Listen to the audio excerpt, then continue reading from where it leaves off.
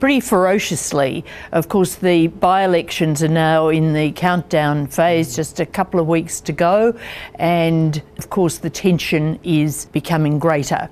Mark Latham, a controversial figure always, even when he was in the Labor Party, and especially now he's not in the Labor Party, really denounced Bill Shorten in these robocalls, said he lies, he lies, he lies, and Labor responded by saying essentially, well, he's a Labor rat. He goes into that gallery of Labor rats, and that of course just escalated the attention that the calls got. I'm not sure about that. Certainly it gives her more attention.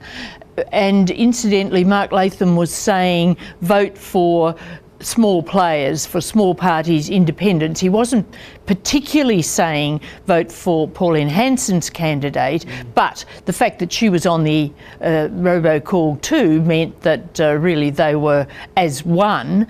But he's now a member of the Liberal Democrats and they have a candidate running, so it seemed a bit contradictory to be there with Pauline Hanson on this call. But in terms of the effect, I think some people will be put off by it, but people who are inclined to vote One Nation or maybe Liberal Democrat might think, oh well, here's someone speaking his mind, and be attracted to that sort of thing. We'll know in a couple of weeks.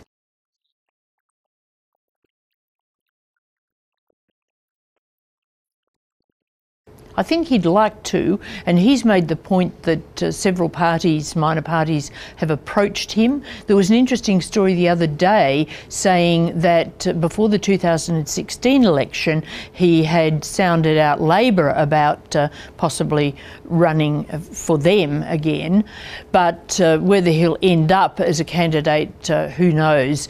There has been speculation that Pauline Hanson would like him to be her candidate for the Senate in New South Wales, but he's been coy about what he might do.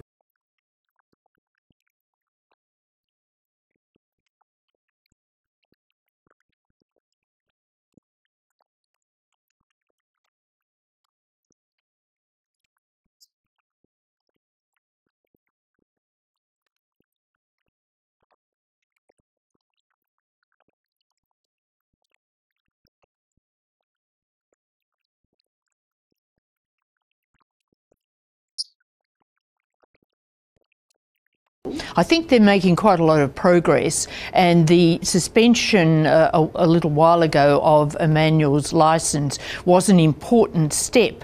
Now, if it had been able to get around that suspension while there's an inquiry into its behaviour, that would have been a very, very negative signal, I think, for the government to be sending. It would contradict all its rhetoric about wanting better conditions for this trade. Now, as things stand, the government is committed to the trade continuing, although at the moment it's in a hiatus because there are no exports going out.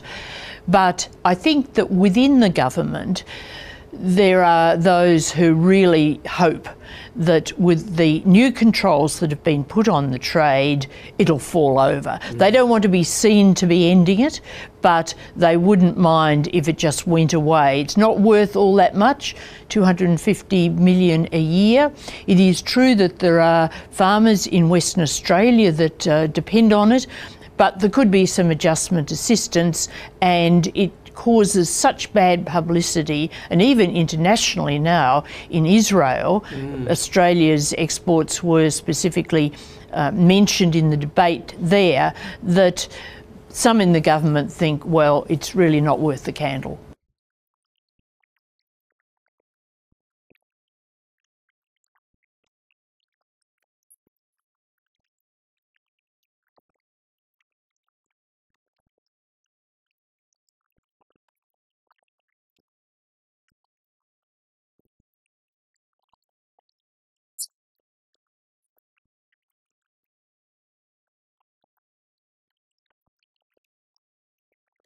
Certainly they grabbed onto this suggestion that there could be government financing, but really I think in a sense they're clutching at straws a bit here, because firstly the ACCC made it very clear that that guarantee would be technology neutral. In other words, it wasn't plugging for coal, and probably coal would be the least likely technology to be taking advantage of that guarantee, and especially also because the circumstances were very limited. The so-called firm power had to come from minor players, not the major operators.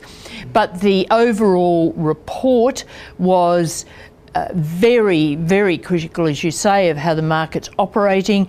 The government says that it will obviously look favourably at a number of the recommendations, and energy for Malcolm Turnbull at the moment is absolutely top of mind. The deal with the states has to be landed in August, and then also the party room has to be managed, and the flurry we saw over that one recommendation this week shows that the party room is still a challenge, even though the Abbott forces, who are spearheading this pro-coal push, are in a minority, but they are a noisy minority.